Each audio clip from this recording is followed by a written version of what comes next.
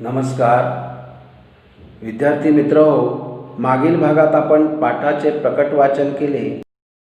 भागात आपण सविस्तर पाठ समजून घेणार आहोत. सदाचा मुलगा गजानन सदाबरोबर बाजारात जाण्यासाठी सतत पाठीमागे लागायचा. आपल्या बाबांच्या बरोबर आपण जसे बाहेर जाण्यासाठी उत्सुक असतो तसा सदाचा मुलगा लहान असल्यामुळे तो बाबांच्या मागे लागत असे. बाबा बाहेर जायला निघाले की हा पाठी लागत असे. तो पाठी लागू नये म्हणून सदा त्याला कोल्हा, लांडगा, वाघ, सिंह यांची भीती दाखवत असे, पण तरीही तो ऐकत नसे. एकदा तर त्याने एवढा हट्ट धरला की तो काही केल्या ऐकेना. सदाचे भीती दाखवण्याचे सर्व प्रकार संपले तरीही त्याचा मुलगा बाजारात जाण्याचा हट्ट सोडत नाही. शेवटचा उपाय म्हणून सदा त्याला गचक अंधारीची भीती दाखवतो. तसा त्याचा मुलगा थोडा घाबरतो, पण गचक अंधारी म्हणजे काय हेही समजून घेतो. तेव्हा सदा त्याला सांगतो की गचक अंधारी ही भयानक अशा स्वरूपाची भूतनी आहे. ती वाघ, सिंहासारख्या मोठमोठ्या प्राण्यांना एका घासात खाते. तर आपली काय कथा? एवढा खतरनाक जनावर आहे तो. आणि मग एवढं सांगितल्यावर त्याचा मुलगा घाबरतो व मग मी येत नाही, तुम्हीच जा असे म्हणून आईजवळ जातो. त्याचवेळी रात्री गावाला वाघ वादळी पावसाच्या तडाख्यातून वाचण्यासाठी सदाच्या घराच्या मागच्या भिंतीच्या खिंडाराजवळ आश्रयाला उभा राहतो आणि तो सदाचा व त्याच्या मुलाचा झालेला सर्व संवाद ऐकतो. वाघही घाबरून जातो. नेहमी बाजारात जाताना गाढवावर बसून जाणारा सदा पहाटे अंधार असल्यामुळे गाढव समजून वाघाचा कान पकडून उडी मारून वाघावर बसतो. वाघालाही अंधारात काही दिसले नाही. आपल्या पाठीवर गचक अंधारीच बसली असावी असे त्याला वाटते. त्यामुळे घाबरलेला वाघ भीतीने जोरजोरात पळत सुटतो. आज गाढव एवढा जोरात का पळत आहे याविषयी सदाला थोडी शंका येतेच, पण रात्री भरपूर खाल्ला असेल म्हणून तो पळत आहे असं त्याला वाटतं. अंधार कमी झाल्यावर सूर्यकिरणांच्या अंधुक अशा प्रकाशात सदाच्या लक्षात येते की आपण गाढवावर बसलेले नसून प्रत्यक्ष वाघावरच बसलेलो आहोत. आणि या वाघाला जर आपण समजले तर आपलं काही खरं नाही. म्हणून आता काय करायचं या विचारात पडलेला असतो. गचक अंधारीपासून सुटका व्हावी म्हणून वाघ अतिशय जोरजोराने पळत असतो. एवढ्यात एक झाड समोर येतं आणि त्या झाडाच्या पारंब्यांना सदा पकडतो व चटकन पारंब्यावरून सरसर वर चढत जातो. पाठीवरची गचक अंधारी गेली म्हणून वाघ जीवात जीव घेऊन जंगलात पळून जातो.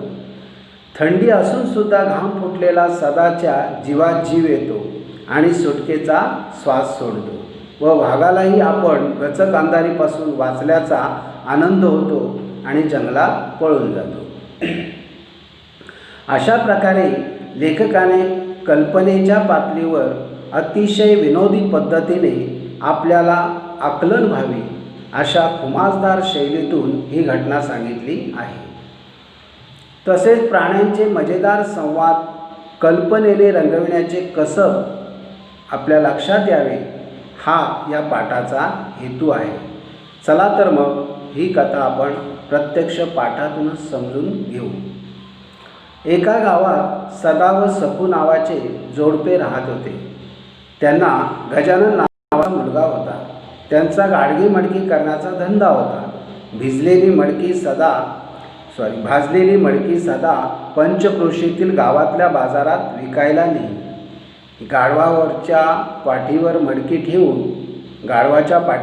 ठेवून तो हाकत तो बाजाराला जायचा आणि येताना त्याच्या पाठीवर बसून यायचा. कधीकधी एखाद्या बाजारात मडकी शिल्लक राहत असत ती तो कुण्या ओळखीच्या घरी ठेवायचा. जोडपे म्हणजे नवरा बायको, हाकणे म्हणजे चालवणे, पंचक्रोशीतील म्हणजे आजूबाजूची गावे व खेडी मिळून झालेला प्रदेश.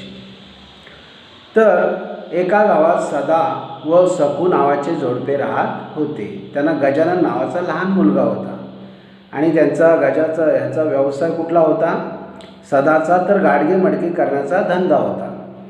भाजलेली मडकी सदा पंचक्रोशीतील गावातल्या बाजारात विकायला नेई. गाढवाच्या पाठीवर मडकी ठेवून तो हाकणे म्हणजे चालवत, गाढवाला चालवत बाजाराला घेऊन जायचा आणि येताना त्याच्या पाठीवर बसून यायचा. कधी कधी एखाद्या बाजारात मडकी शिल्लक राहिली, म्हणजे सर्व बाजारात शिल्लक राहिली, संपलीच नाही, तर तो त्याच ठिकाणी ओळखीच्या घरी ठेवून यायचा. इथे आपल्याला पाहता येईल, सदा मडकी विकून येताना गाढवाच्या पाठीवर का बसून येत असे? तर सदा गाढवाच्या पाठीवर मडकी ठेवून ती विकायला शेजारच्या गावी जात असे. शिल्लक राहिलेली मडकी ओळखीच्या माणसाच्या घरी ठेवत असे आणि त्यामुळे येताना सदा रिकाम्या गाढवावर बसून येत असे. सदाचा व्यवसाय कोणता होता? तर सदाचा गाडगी मडकी बनवण्याचा व विकण्याचा व्यवसाय होता. सदाचे व्यवस्थित चालले होते.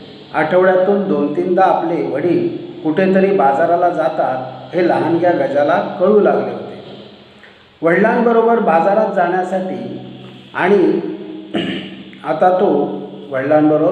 जाण्यासाठी आता तो सारखा हट्ट करू लागला होता.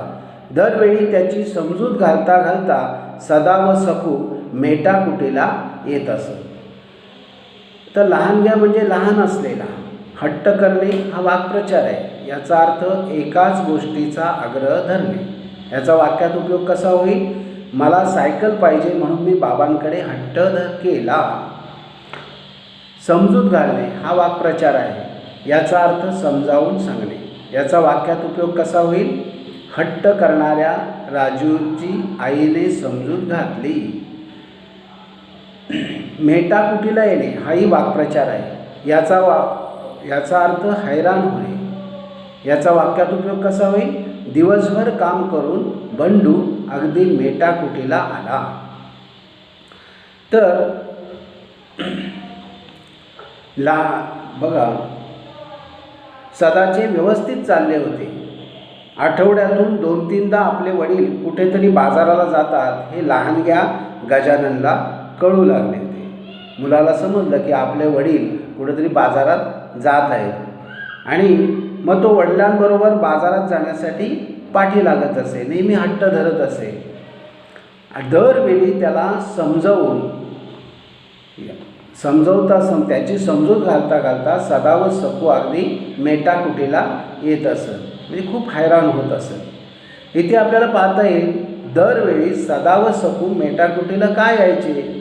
तर गजानन हा त्यांचा लहान मुलगा, तो सदाच्या बरोबर बाजारात येण्यासाठी हट्ट धरायचा.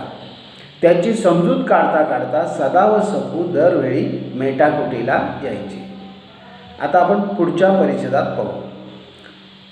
एके दिवशी सदाला मडकी विकायला शेजारच्या गावात जायचे होते. भल्या पहाटे उठून सकूने भाकरी थापल्या, शिदोरी बांधून दिली. त्यावेळी गजा गाढ झोपला होता. सदाला ज्या बाजारात जायचे होते तिथे मागची मडकी शिल्लक होती. त्याने ती ओळखीच्या घरी ठेवली होती. त्यामुळे त्याला फक्त गाढवावर बसून जायचे होते. त्याने गाढव रात्रीच गावात चरायला सोडले होते. ते शोधले आणि त्यावर बसले की परस्पर निघायचे या बेताने सदाने आवरले. अंगणातल्या चपला पायात सरकवल्या. तो बाहेर पडणार तोच गजाला नेमकी जाग आली. खाटेवरून धाडकन उडी घेऊन पळतच बापाजवळ येत त्याने गिल्ला केला, मी येतो. सदाने डोक्याला हात लावला. भल्या पहाटे म्हणजे अगदी अंधार असतानाच. भाकरी थापणे म्हणजे परातीत पिठाचा गोळा पसरट गोल करण्याची क्रिया. आपण भाकरी भाजतो त्याप्रमाणे भाकरी तयार करतो परातीत घेऊन तसं. शिदोरी म्हणजे फडक्यामध्ये बांधलेली भाजी भाकरी. गाढ झोपणे हा वाक्प्रचार आहे. याचा अर्थ खूप झोप लागणे. याचा वाक्यात उपयोग कसा होईल? दिवसभर शेतात काम करून थकल्यामुळे रात्रीच्या वेळी रामूला गाढ झोप लागली. बेताने म्हणजे अंदाजाने. आवरणे म्हणजे तयारी करणे. चपला पायात सरकवणे म्हणजेच चप्पल पायात घालणे. जाग आली म्हणजे जागा झाला, झोपेतून उठला. गिल्ला करणे हा वाक्प्रचार आहे. याचा अर्थ आरडाओरडा करणे. याचा वाक्यात उपयोग कसा होईल? सुट्टीमध्ये गावी आलेल्या मुलांनी अंगणात खेळताना एकच गिल्ला केला. डोक्याला हात लावणे हाही वाक्प्रचार आहे. याचा अर्थ हताश होणे. याचा वाक्यात उपयोग कसा होईल? पुरात घर वाहून गेल्यामुळे धोंडूरामने डोक्याला हात लावला. तर एके दिवशी सदाला मडकी विकायला शेजारच्या गावात जायचे होते. भल्या पहाटे सकाळीच उठून लवकर अगदी अंधार असतानाच सखूने भाकरी थापल्या, शिदोरी बांधून दिली. सदाबरोबर भाकऱ्या, शिदोरी म्हणजे फडक्यात बांधून देणे, कापडात गुंडाळलेल्या भाकऱ्या, शिदोरी बांधून दिली. त्यावेळी गजा गाढ झोपला होता. गजाला झोप लागली होती. सदाला ज्या बाजारात जायचे होते तिथे मागची मडकी शिल्लक होती. त्यामुळे त्याला फक्त गाढव घेऊन जायचे होते, गाढवावर बसून जायचे होते. त्याने गाढव रात्रीच चरायला सोडले होते. गाढवाला खायला पाहिजे म्हणून त्याने रात्रीच चरायला सोडले होते आणि सकाळी लवकर जायचं आहे म्हणून. आणि सकाळी ते शोधले आणि त्यावर बसले की परस्पर निघायचे असा त्याने बेत ठरवलेला होता. अंगणातल्या चपला पायात सरकवल्या, पायात घातल्या चपला आणि बाहेर पडणार. तोच त्याचा गाढ झोपलेला गजा, त्याला काय आली? नेमकी जाग आली व खाटेवरून धाडकन उडी घेऊन पळतच तो बापाजवळ येत त्याने मी येतो असा गिल्ला केला, आरडाओरडा केला. गिल्ला करणे म्हणजे आरडाओरडा करणे. आणि मग सदाने डोक्याला हात लावला.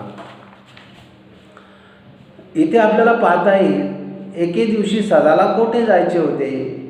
तर एके दिवशी सदाला मडकी विकायला शेजारच्या गावात जायचे होते. सदाने रात्रीच गाढवाला चरायला का सोडले?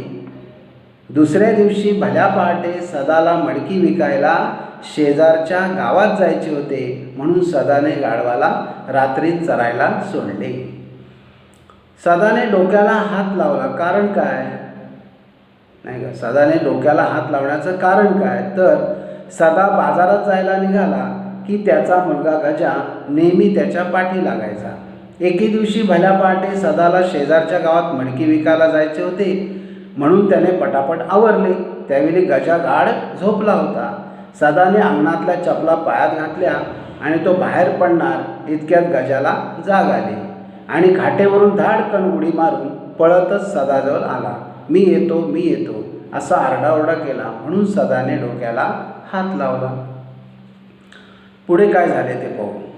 रात्री सदाच्या गावालगतच्या परिसरात जोराचा वादळी पाऊस झाला होता. विजा कडाडल्या होत्या, गारपीट झाली होती आणि त्या तडाख्यात एक वाघ सापडला होता. वाघाने बावचळून आपल्या जागेवरून पळ काढला होता. असं शोधत तो सदाच्या गावात येऊन धडकला होता.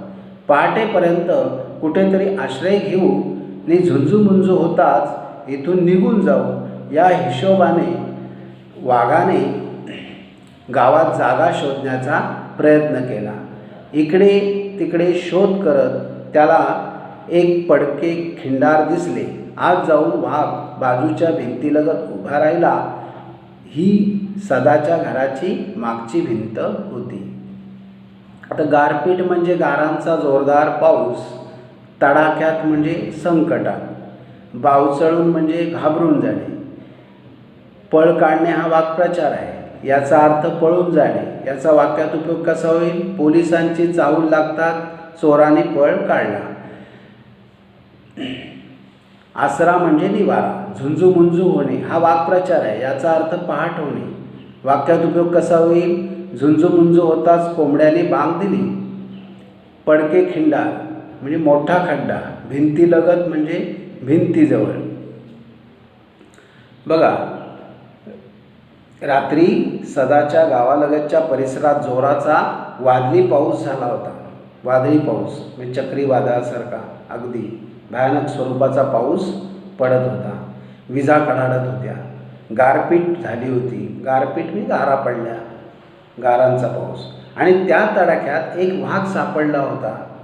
जंगल सोडून तो बाहेर आलेला वाघ मग घाबरून गेला पावसाने. मग आपला बचाव होण्यासाठी, कुठेतरी बचाव होण्यासाठी त्याने जागा शोधला, आश्रय शोधला. सकाळपर्यंत पहाट झाली की आपण पहाटेपर्यंत कुठेतरी आश्रय घेऊ आणि झुंजूमुंजू होताच निघून जाऊ. अगदी पहाट झाली, सकाळ झाली की निघून जाऊ. या हिशेबाने वाघाने गावात जागा शोधण्याचा प्रयत्न केला. इकडे शोध तिकडे शोध करत त्याला एक पडके खिंडार दिसले, एक मोठा खड्डा आणि एक विवर म्हणतात त्याला, तिथे दिसले. आत जाऊन वाघ बाजूच्या भिंतीलगत उभा राहिला आणि नेमकी ही जी जागा होती ही सदाच्या घराच्या मागची भिंत होती. तिथे तो जाऊन वाघ थांबलेला होता आश्रयासाठी. इथे आपल्याला पाहता येईल या परिच्छेदामध्ये वादळाच्या तडाख्यात कोण सापडला, तर वाघ सापडला. वाघ कोठे उभा राहिला होता, तर पडक्या खिंडारात भिंतीलगत उभा राहिला होता. पावसाच्या तडाख्यात सापडलेल्या वाघाने कोणता विचार केला होता? जोराचा वादळी पावसाला पाहून वाघ घाबरला होता. पावसाच्या तडाख्यातून सुटका करण्यासाठी तो पळत पळत गावात आला. पहाटेपर्यंत तरी आश्रय घेऊ नि झुंजूमुंजू होताच येथून निघून जाऊ असा वाघाने विचार केला होता. पुढे काय होते ते पुढच्या परिच्छेदात पाहू. साहजिकच खिंडारात भिंतीशी उभ्या असलेल्या वाघाला सदाच्या घरातले बोलणे स्पष्ट ऐकू येत होते. सदा विचार करत म्हणाला, बाबू तुले म्या नेलं असतं, पण अंधारात अंधार किती आहे, रातच आहे ना अजून. गजा उसळला. असू द्या, मी येतो. लेका रस्त्यावर या वक्ती कोला असतं बरं. असू द्या, लहान लेकराले उचलून नेतं म्हणतात, तो नेऊ द्या, काही नाही, मी येतो. तिकडे लांडगा येते, मग येऊ द्या, मी येतो म्हणजे येतो. पुढे जंगल लागते, जंगलात वाघ असते. हे टायमाले जंगलात वाघ असते. असू द्या, कळ भेऊ नको दाखवू मले वाघा फागाचा. ते ऐकून वाघ मनाशी म्हणाला, लोहे चाटतेल पोट दिसून राहायला येतील आणि वाघानं खाल्लं तर तुले. सदानं म्हटलं. तसा गजा तोंड वेडावत म्हणाला, मले खाल्लं तर तो काय तुम्हाला सोडणार आहे काय नाही. मले माहीत आहे मी येऊ नये म्हणून तुम्ही मले भेव दाखवून राहिले. सदाने विचार केला. डोळे मोठे करून म्हणाला, या वक्ती जंगलात कधी ना ते गचक अंधारी भेटली तर म्हणू नको मले. गजा गडबडला. गचक अंधारी? हो, गचक अंधारी. काय आहे गचक अंधारी? गचक अंधारी माहीत नाही तुले? लेका, गचक अंधारी वाघ सिंहालेली एका घासात खाते म्हणतात. आपल्याला भेटली तर काय नाही भाऊ, एवढं खतरनाक जनावर तरी हाय काय कोणतं खतरनाक. आता गजा हादरला. शहारून आईजवळ पळाला आणि म्हणाला, मी नाही येत, मग जा तुम्हीच. सदाची युक्ती फळाला आली. वाघ मनातून भ्याला. कोणती गचक अंधारी होय बाबा, आपल्याला भेटली तर काही नाही भाऊ, थोडसं दिसले लागल्यावर चालले जाऊ अतून. आता बघ, खतरनाक म्हणजे धोकादायक, हादरला म्हणजे खूप घाबरला. शहारून म्हणजे भीतीने अंगावर काटा येतो. भीतीने अंगावर काटा उभा राहतो. तोंड वेडावणे हा वाक्प्रचार आहे. याचा अर्थ नाराजी व्यक्त करणे. याचा वाक्यात उपयोग कसा होईल, तर सहलीला जायला न मिळाल्यामुळे शीतलने तोंड वेडावले. युक्ती फळाला येणे हा वाक्प्रचार आहे. याचा अर्थ शक्कल वापरून यश येणे, युक्तीचा वापर करणे म्हणजे युक्ती फळाला येणे. याचा वाक्यात उपयोग कसा होईल, तर चोराला पकडण्यासाठी पोलिसांनी केलेली युक्ती फळाला आली. तर काय म्हटले, साहजिकच खिंडारातून भिंतीशी उभ्या असलेल्या वाघाला सदाच्या घरातले बोलणे स्पष्ट ऐकू येत होते. वाघ ज्या खिंडाराजवळ उभा होता, विवराजवळ उभा होता, तिथे नेमकी सदाचे घराच्या पाठीमागची भिंत होती आणि तिथून सदाचे जे संवाद आहे ते वाघ नेमकं ऐकत होता. सदा विचार करत म्हणाला, आता ह्याची समजूत काढायला पाहिजे. गजा तर पाठी लागलेला आहे बाजारात यायला, भल्या पहाटेच जायचं आहे लवकर, आणि हा गजा पाठी लागलेला आहे म्हणून तो गजाची समजूत काढत आहे. बाबू, तुले म्या नेलं असतं, पण अंधार किती आहे. बाबू, बाळा, तुला मी प्रमाण भाषेत कसं होईल, ही बोली भाषेत आहे, प्रमाण भाषेत कसं होईल, बाळा तुला मी नेलं असतं, पण अंधार किती आहे. रातच आहे ना अजून, रात्रच आहे अजून. गजा उसळला, असू द्या मी येतो, असू द्या मी येतो, रात्र असली तरी चालेल अशा अर्थाने. तेव्हा पुढे सदा सांगतो, लेका रस्त्यावर या वक्ती कोला असतं बरं. पोरा, रस्त्यावर या वेळेला कोला असतं बरं. असू द्या, लहान लेकराले उचलून नेतं म्हणतात ते, लहान मुलांना उचलून नेतात असं म्हणतात. नेऊ द्या, काही नाही, मी येतो, नेऊ द्या, काय नाही होत, मी येतो. तिकडे लांडगा येते. मग सदा अजून त्याची समजूत काढतो, बाबा रे लांडगा येतो तिकडं, येऊ द्या, मी येतो म्हणजे येतो.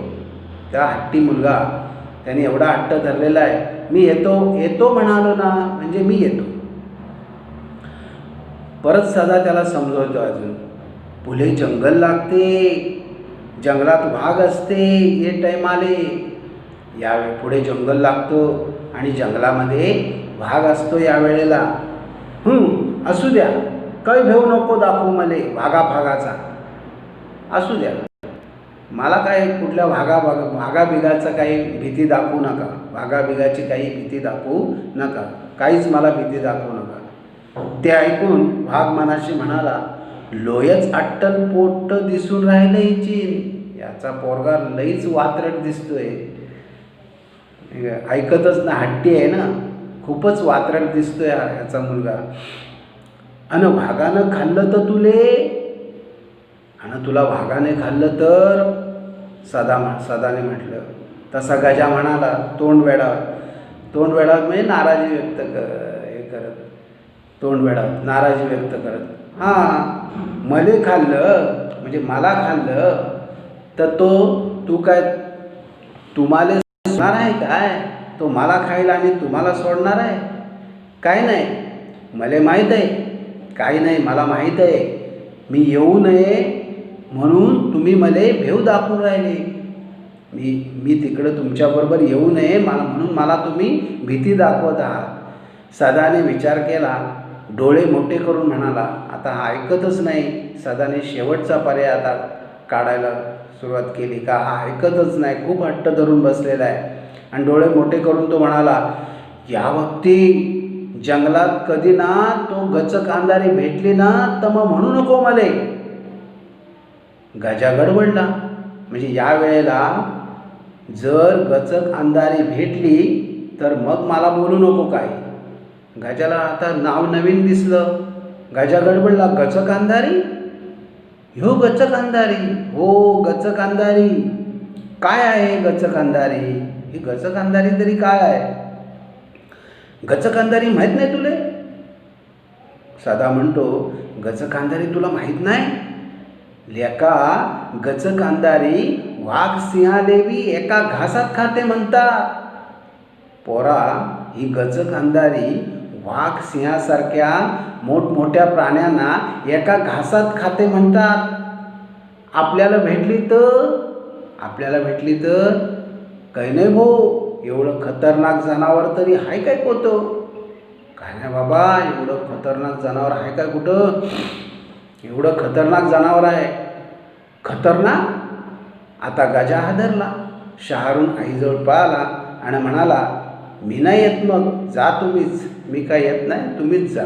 सदाची युक्ती फळाला आली. वाघ मनातून भ्याला. आता हे सगळं बोलणं वाघाने ऐकलं. वाघ पण घाबरला. कोवती गचक अंधारी होय बाबा, आपल्याला भेटली तर काही नाही भाऊ, थोसंग दिसायला लागल्यावर चले जाऊ आतून.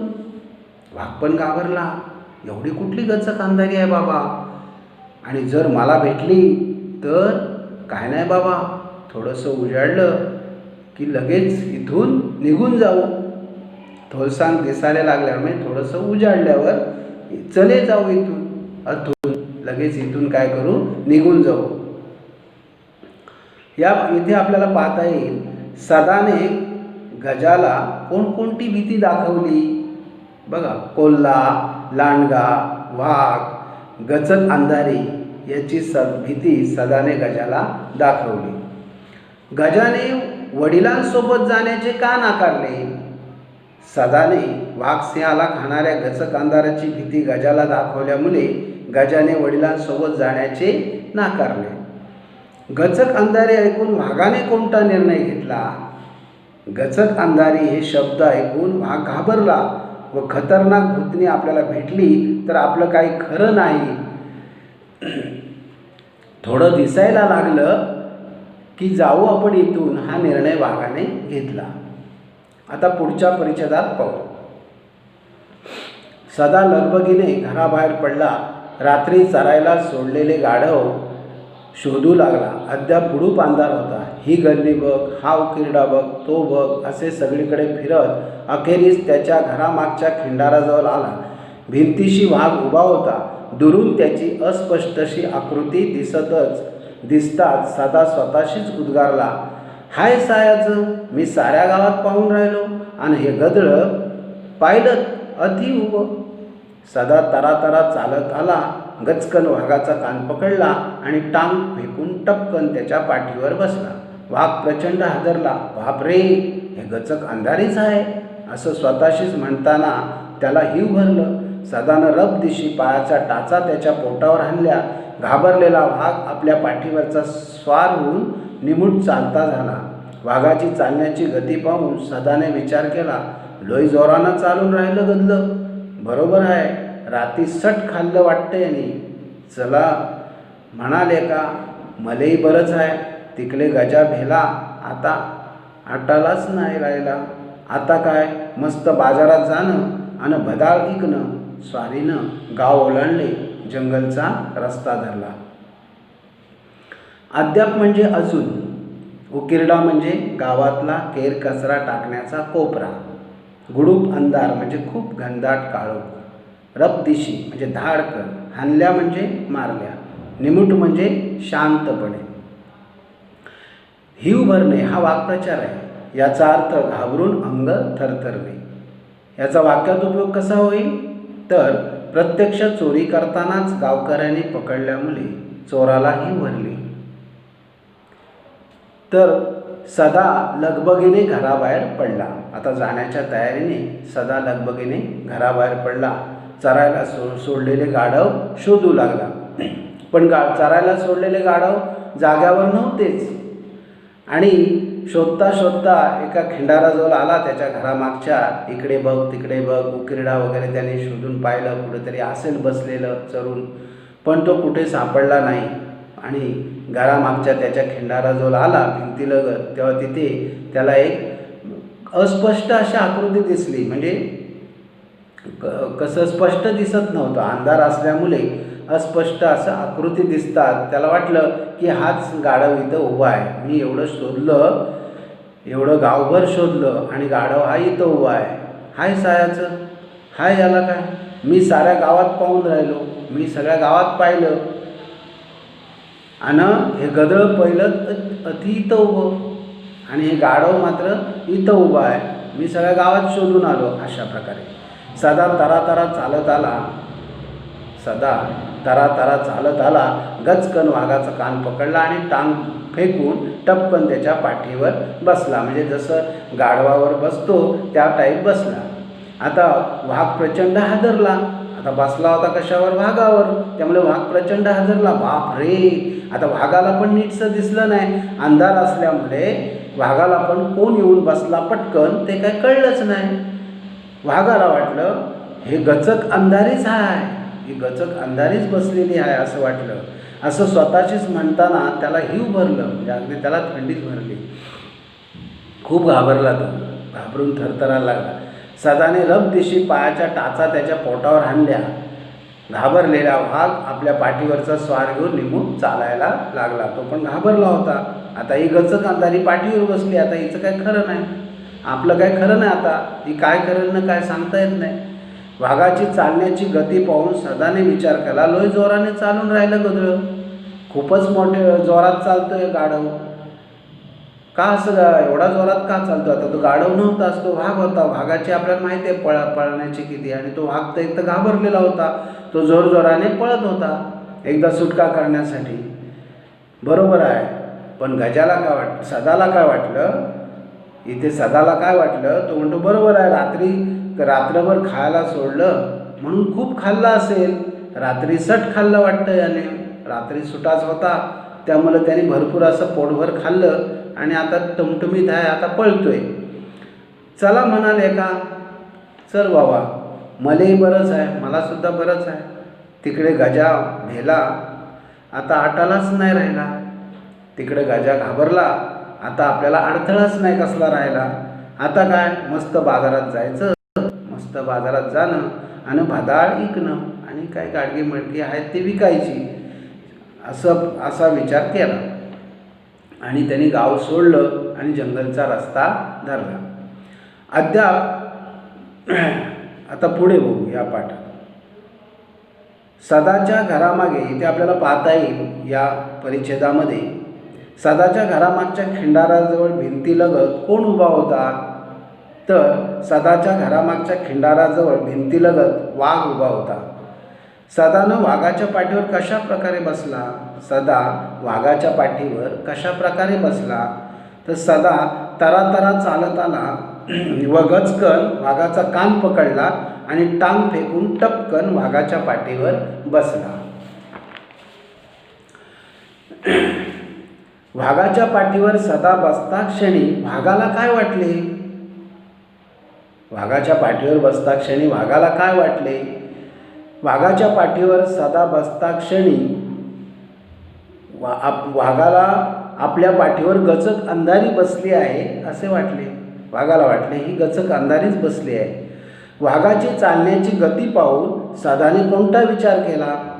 गाढव खूप जोरात चालतोय, रात्री त्याने खूप खाल्लं असेल म्हणून त्याला असावा, असा विचार सदाने केला. आता आपण पुढच्या परिच्छेदात पाहू. अजून किट्ट काळोखच होता, पण आकाशात चांदण्या लुकलुकत होत्या. पहाटेची थंडगार हवा सुटली होती. हवेचा झुळका सदाला मोरपिसाच्या स्पर्शासारखा वाटत होता आणि इकडे वाघाचा धावा सुरू होता. हे देवा, दया कर, मले वाचव, माझ्या पाठीवरची ही बला जाऊ दे, माझ्या पाठीवरची ही बला जाऊ दे. पूर्वेला प्रभा फाकण्याच्या बेतात आली. मान डोलावत इकडे तिकडे पाहताना सदाचे लक्ष वाघाच्या पाठीवर गेले.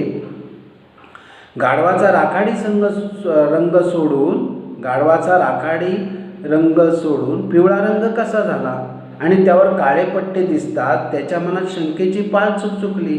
हे कसं काय असे म्हणत सदाने मान थोडी कळती केली आणि पाहतो तर काय, साक्षात वाघ. त्याला कापरे भरले. तो थाड थाड उडू लागला. या छेडछाडाने वाघ सदाच्या दुप्पट हलू लागला. मनाशी म्हणू लागला, गचक अंधारी झटके देऊ राहिली, म्हणजे आपल्याला खाण्याची तयारी करून राहिली. आता किट्ट काळोख म्हणजे गडद अंधार, झुलका म्हणजे हवेचे झोत, प्रभा म्हणजे उजेड प्रकाश, फाकणे म्हणजे पसरणे, राखाडी म्हणजे राखेसारखा करडा रंग, कळी म्हणजे पाकडी, साक्षात म्हणजे समोर, झटके म्हणजे धक्के. बला जाणे हा वाक्प्रचार आहे. याचा अर्थ संकट टळणे. याचा वाक्यात उपयोग कसा होईल तर येणारे वादळ टळल्यामुळे आई म्हणाली, बरे झाले, बला गेली. शंकेची पाल चुकचुकणे, शंकेची पाल चुकचुकणे हा वाक्प्रचार आहे. याचा अर्थ मनात शंका निर्माण होणे. याचा वाक्यात उपयोग कसा होईल? छत्री न घेता बाहेर पडलेल्या रामूच्या मनात पाऊस येईल की काय अशी शंकेची पाल चुकचुकली. कापरे भरणे म्हणजे घाबरून अंग थरथरणे, म्हणजे कडा अचानक कोसळल्यामुळे याचा वाक्प्रचाराचा अर्थ वाक्यात उपयोग कसा होईल? याचा अर्थ कापरे भरणे म्हणजे घाबरून अंग थरथरणे. याचा वाक्यात उपयोग कसा होईल? कडा अचानक कोसळल्यामुळे दरीत राहणाऱ्या माणसांना कापरे भरले. तर अजून किट्ठ काळोखच होता. अजून काय होता? अंधारच होता. पण आकाशात चांदण्या मात्र थोड्या लुकलुकत होत्या. पहाटेची थंडगार हवा सुटली होती. हवेचा झुळका सदाला मोरपिसाच्या स्पर्शासारखा वाटत होता. जी हवा होती गार, त्या हवेचा जो स्पर्श होता तो कसा सदाला लागत होता? मोरपिसासारखा. जसा आपल्या अंगावरून किंवा गालावरून मोरपीस फिरवावा आणि त्याचा जसा स्पर्श जाणवतो त्याप्रमाणे हवा जाणवत होती. आणि इकडे वाघाचा धावा सुरू होता. वाघ पण घाबरलेला होता. त्याला वाटलं माझ्या पाठीवर गचक अंधारीच बसलेली आहे. हे देवा दया कर, हे परमेश्वरा माझ्यावर कृपा कर, मला वाचव, मला वाचव. माझ्या पाठीवरची ही बला जाऊ दे, माझ्या पाठीवरचं हे संकट जाऊ दे. हे परमेश्वरा मला वाचव, माझ्या पाठीवरचं हे संकट जाऊ दे. असं कोण म्हणत होता? वाघ म्हणत होता. मनातल्या मनात वाघ म्हणत होता, देवाला करुणा भाकत होता. पूर्वेला प्रभा फाकण्याच्या बेतात आली. पूर्व दिशेला, पूर्व ही दिशा, पूर्व दिशेला प्रभा म्हणजे प्रभा फाकण्याची बेतात आली. प्रभा म्हणजे उजेड, प्रभा पहाट. प्रभा फाकण्याची बेतात आली. मान डोलावत इकडे तिकडे पाहताना सदाचे लक्ष वाघाच्या पाठीवर गेले. थोडासा किरणं आल्यावर प्रभातली किरणं, सकाळची पहाटेची किरणं आल्यावर त्या किरणामध्ये सदाचे लक्ष इकडे तिकडे गेले आणि त्यांनी बघितलं तर त्याला वेगळंच दिसलं की अरे गाढवाचा तर रंग राखाडी कलरचा आहे आणि हे राखाडी कलरचा रंग सोडून हे पिवळ्या रंग आणि त्याच्यावर काळे पट्टे असं कसं काय आला? हा रंग कसा काय बदलला? तेव्हा त्याच्या मनात थोडीशी पाल चुकचुकली, शंका आली, त्याला संशय आला त्याला. मग त्याने काय केलं? थोडीशी मान वाकडी करून बघितलं, समोर बघितलं तर बघतो तर काय, साक्षात वाघच आहे. हा साक्षात वाघावर बसलोय आपण. मग सदाला भरले कापरे. सदाला पण काय झालं? कापरे भरले. तो थाड उडू लागला, हलायला लागला, घाबरला आणि या छेडछाडीने वाघ सदाच्या दुप्पट हलू लागला. मनाशी बोलू लागला, गचक अंधारी झटके देऊ राहिली. वाघाला पण भीती वाटायला लागली की ही गचक अंधारी एवढी आता हलायला लागली, झटके देऊ लागली म्हणजे आपल्याला खायची तयारी करून राहिली, आपल्याला खाणार होते म्हणजे आपल्याला खायची तयारी करून राहिली. असं वाघसुद्धा घाबरलेला होता. इथे आपल्याला पाहता येईल थंडगार हवेचा झुलका सदाला कशा प्रकारे जाणवत होता. तर थंडगार हवेचा झुलका सदाला मोरपिसाच्या स्पर्शासारखा जाणवत होता. वाघाच्या पाठीवरचा रंग कसा होता? वाघाच्या पाठीचा रंग पिवळा व त्यावर काळे पट्टे असा होता. वाघाचा रंग असतो तशा प्रकारे. वाघ सदाच्या दुप्पट का हलू लागला? कारण सदा गाढव समजून वाघाच्या पाठीवर बसला होता, परंतु वाघाला वाटले आपल्या पाठीवर गचक अंधारी बसली आहे. जेव्हा सदाला आपण साक्षात वाघाच्या पाठीवर बसलो आहोत हे कळले तेव्हा सदाला कापरे भरली. तो थाड उडू लागला. ही छेडछाड वाघाला जाणवल्यामुळे वाघ सदाच्या दुप्पट हलू लागला. आता पुढच्या परिच्छेदात पाहू. सदा आकाशाकडे पाहत करुणा भाकू लागला, हे ईश्वरा काय बुद्धी दिली बाबा. गध सोडून वाघाच्या पाठीवर बसलो आणि वाघाही मले घेऊन चालला, पण मी याला दिसलो तर हा माझी नल्ली फोडल्याशिवाय राहत नाही. ते मले वाचो याच्यातून, या संकटातून. तार सदाला धरधरून घाम फुटला. एवढ्या थंड वातावरणातही घामाने तो वरपासून खालपर्यंत धबधबला. डोक्यापासून घामाच्या धारा ओघळू लागल्या. घाम वाघाच्या पाठीवर उतरू लागला तेव्हा वाघाची घाबरगुंडे उडाले. घेऊ आता तर गचक अंधारी पाणी सोलून राहिली म्हणजे मले आता पाण्यात भिजू खाते. ह्या विचाराने वाघाचे काली जोरजोरात धडधड करू लागले. कापरे भरलेला सदा सुटकेचा काही मार्ग सापडतो का म्हणून इकडे तिकडे पाहू लागला. दूरवर त्याला वडाचे झाड दिसले. त्याच्या पारंब्या जमिनीपर्यंत आलेल्या होत्या आणि हा रस्ता वडाच्या झाडाखालून जात होता. सदाच्या जीवात जीव आला. वाघ जेव्हा झाडाखालून जाऊ लागला तेव्हा सदाने विलक्षण चपलाई केली.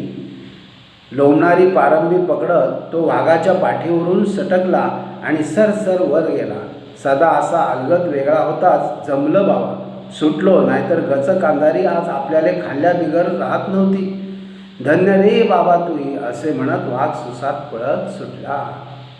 बघा, ओघळू लागल्या म्हणजे गळू लागल्या. विलक्षण चपलाई म्हणजे एकदम जलद हालचाल. लोंबणारी म्हणजे लटकलेली. सुसाट म्हणजे अतिशय वेगाने. पारंब्या म्हणजे वडाच्या झाडाच्या फांद्यांना मुळे फुटून ती पुन्हा मातीवर लोंबकळतात. करुणा भाकणे हा वाक्प्रचार आहे. याचा अर्थ देवाचा धावा करणे. याचा वाक्यात उपयोग कसा होईल? दुष्काळाचे संकट टाळावे म्हणून गावकऱ्यांनी निसर्गाची करुणा भाकली. करुणा भाकणे याचा वाक्यात उपयोग कसा होईल? दुष्काळाचे संकट टाळावे म्हणून गावकऱ्यांनी निसर्गाची करुणा भाकली. दरदरून घाम फुटणे हा वाक्प्रचार आहे. याचा अर्थ खूप घाबरणे. याचा वाक्यात उपयोग कसा होईल? मध्यरात्री जंगल ओलांडताना राजूला दरदरून घाम फुटला. घाबरगुंडे उडणे हाही वाक्प्रचार आहे. याचा अर्थ खूप घाबरल्याने गोंधळून जाणे. याचा वाक्यात उपयोग कसा होईल? अचानक आलेल्या वादळी वाऱ्यामुळे केशवची घाबरगुंडी उडाली. काळीज धडधडणे हा वाक्प्रचार आहे. याचा अर्थ घाबरल्याने हृदय धडधडणे. वाक्य कसं होईल याचं? पहिल्या दिवशी परीक्षेला जाताना सुरेशचं काळीज धडधडत होतं. जीवात जीव येणे म्हणजे हा वाक्प्रचार आहे. याचा अर्थ हायसे वाटणे. याचा वाक्यात उपयोग कसा होईल? अपघात होता होता बचावलेल्या प्रवाशांच्या जीवात जीव आला. सुसाट पळत सुटणे हाही वाक्प्रचार आहे. याचा अर्थ खूप वेगाने पळून जाणे. याचा वाक्यात उपयोग कसा होईल? लांडग्याला पाहून हरिण सुसाट पळत सुटले. लांडग्याला पाहून हरिण सुसाट पळत सुटले. तर सदा आकाशाकडे पाहत करुणा भाकू लागला. विनवणी करू लागला, देवाला प्रार्थना करू लागला. हे ईश्वराने दिली बाबा. गध सोडून वाघाच्या पाठीवर बसलो, गाढव सोडून वाघाच्या पाठीवर बसलो आणि हा वाघही मला घेऊन चालला आणि हा वाघ पण मला घेऊन चाललेला आहे. तो पण थांबेना. पण मी याला दिसलो तर हा माझी नळली फोडल्याशिवाय राहत नाही. तर हा माझी नळली फोडल्याशिवाय राहणार नाही. माझं रक्त प्यायल्याशिवाय, मला खाल्ल्याशिवाय हा राहणार नाही. मले वाचव याच्यातून, या संकटातून. मला याच्यातून वाचव, तार सोडव याच्यातून. सदाला दरदरून घाम फुटला. एवढ्या थंड वातावरणातही घामाने तो वरपासून खालपर्यंत धबधबला. एवढं गार बाहेर असताना सुद्धा, थंडी पडलेली असताना सुद्धा सदाला वरपासून खालपर्यंत घाम फुटला आणि तो धबधबला घामाने. डोक्यापासून घामाच्या धारा ओघळू लागल्या आणि त्याच्या धारा ह्या वाघाच्या पाठीवर पडू लागल्या. पण वाघाला काय वाटलं? ही गचकांधारी पाणी सोडून राहिली, ही पाणी सोडायला लागली म्हणजे मला हे आता पाण्यात भिजू खाते. मला आता ही पाण्यात भिजवून खाईल असं वाटतंय. ह्या विचाराने वाघाचं काळीज जोरात धडधडू लागले. कापरे भरलेला सदा सुटकेचा काही मार्ग सापडतो का इकडे तिकडे पाहू लागला. आता बचाव तर करायला पाहिजे. या वाघाला जर आपण सकाळी समजलं की हा पण आहोत तर वाघ फिरून आपल्याला ठेवणार नाही, जिवंत ठेवणार नाही. मग आता ह्याच्यातून सुटका करायला पाहिजे. त्यालाही कळायला नको आपण कोण होतो, हे त्यालाही कळायला नको. त्याच्या आधीच आपण काय केलं पाहिजे? सुटका करून घेतली पाहिजे. मग सदा विचार करतो आता ह्याच्यातून काय मार्ग मिळेल. तर जंगलातून प्रवास करत असताना त्याला एक वडाचं झाड दिसतो आणि त्या वडाच्या झाडाला खूप पारंब्या आलेले असतात. त्याने लांबूनच विचार केला, जर वाघ या रस्त्यातून इथून गेला वडाजवळून तर आपल्याला आयडिया आहे, युक्ती आहे. मग त्याने काय केलं आणि तो वाघाचा रस्ता पण त्या झाडाजवळूनच होता आणि तिथून असल्यामुळे त्यांनी ज्यावेळी तो वाघाच्या जवळ आला, झाडाच्या जवळ आला वाघ, त्यावेळी बरोबर लोंबणाऱ्या पारंब्या, वडाच्या झाडाच्या पारंब्या असं असतात की त्या पुन्हा जमिनीकडे येतात. परत तिथून वडाला सुरुवात होऊ शकतं. त्या जर तोडल्याच नाही किंवा त्या लोंबकळत राहिल्या तर पुन्हा त्या जमिनीत जातात, त्यांना परत फुटवा फुटतो, पुन्हा तिथून झाड निर्माण होऊ शकतो. अशा ते झाडाचं, ते वडाचं झाड आहे, 100 वर्ष ते राहतं, म्हणून वडाच्या झाडाची पूजा करतात. अशा प्रकारे त्याची कथा आहे.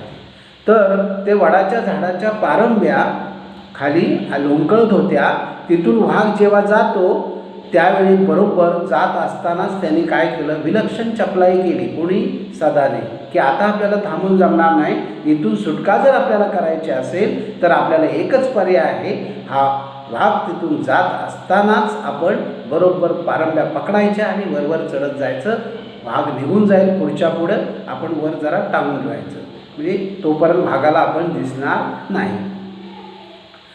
सदा असा अलगद वेगळा होताच आणि तो वेगळा झाला. त्याप्रमाणे विलक्षण चपलाई केली झाडाजवळ लागल्याबरोबर.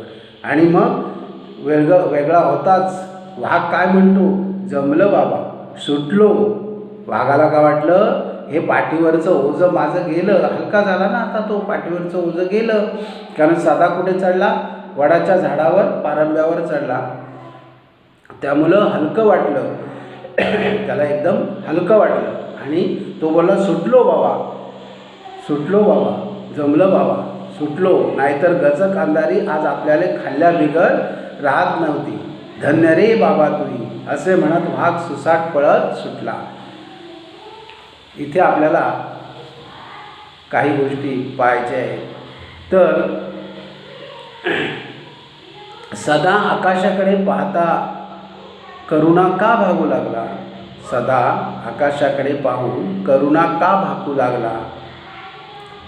तर वाघाच्या पाठीवर आपण बसलो हे जेव्हा सदाला कळले तेव्हा तो खूप घाबरला. यातून सुटका करून घ्यावी म्हणून सदा आकाशाकडे पाहत करुणा भागू लागला. सदाचा मुलगा कसा होता, सदाचा गजानन नावाचा लहान मुलगा होता. सदाला गजानन नावाचा लहान मुलगा होता. तो सदाबरोबर बाजारात जाण्यासाठी नेहमी ठरायचा. सदाची फजिती कशी झाली, सदा गाढव समजून वाघावर बसला. पहाट झाल्यावर त्याच्या लक्षात आलं आपण वाघाच्या पाठीवर बसलो आहोत ते. सदाने स्वतःची सोडवणूक कशी केली. सदाला वाटले आपण गाढवावर बसलो, तर वाघाला वाटले माझ्या पाठीवर गचक अंधारी येऊन बसली. या दोघांच्याही गैरसमजुतीमुळे दोघांचीही घाबरगुंडी उडाली व जंगलातून जाताना सदाने वडाच्या पारंब्या पकडून आपली सुटका करून घेतली. हा पाठ वाचताना आपल्याला कोणकोणते विनोदी प्रसंग पाहायला मिळाले. हा पाठ वाचताना आपल्याला कोणकोणते विनोदी प्रसंग पाहायला मिळाले, तर म्हणजे कुठल्या कुठल्या ठिकाणी प्रसंगात आपण हसलो किंवा आपल्याला हसू येतं, तर ती ठिकाणं. पहिला आहे प्रसंग, गजानन बाजारात येऊ नये म्हणून सदा जेव्हा त्याला कोल्हा, लांडगा व वाघाची भीती दाखवत होता व अखेरीस त्याने गचक अंधाराची भीती दाखवली, तेव्हा या प्रसंगी हसायला येते. दुसरा प्रसंग आहे, सदा आणि गजानन यांचे संवाद ऐकून वाघही घाबरतो, त्या प्रसंगी हसू फुटते. तिसरा प्रसंग आहे, सदाला जेव्हा कळते की आपण गाढवाच्या नव्हे तर वाघाच्या पाठीवर बसलोय, तेव्हाची त्याची स्थिती नजरेसमोर येऊन हसू येते. वाघ आणि सदा दोघांची फजिती होते. अशा ठिकाणच्या प्रसंगात आपल्याला हसू येते. तर अशोक मानकर यांनी लिहिलेला हा विनोदी पाठ आपण अशा प्रकारे सविस्तर पाठ समजून घेतलेला आहे. तुम्हाला पाठ समजला असेल व आवडलाही असेल. या पाठावरील व्याकरण व सराव प्रश्न पुढच्या भाग 3 आपण पाहणार आहोत. तोपर्यंत आपण इथेच थांबू. धन्यवाद.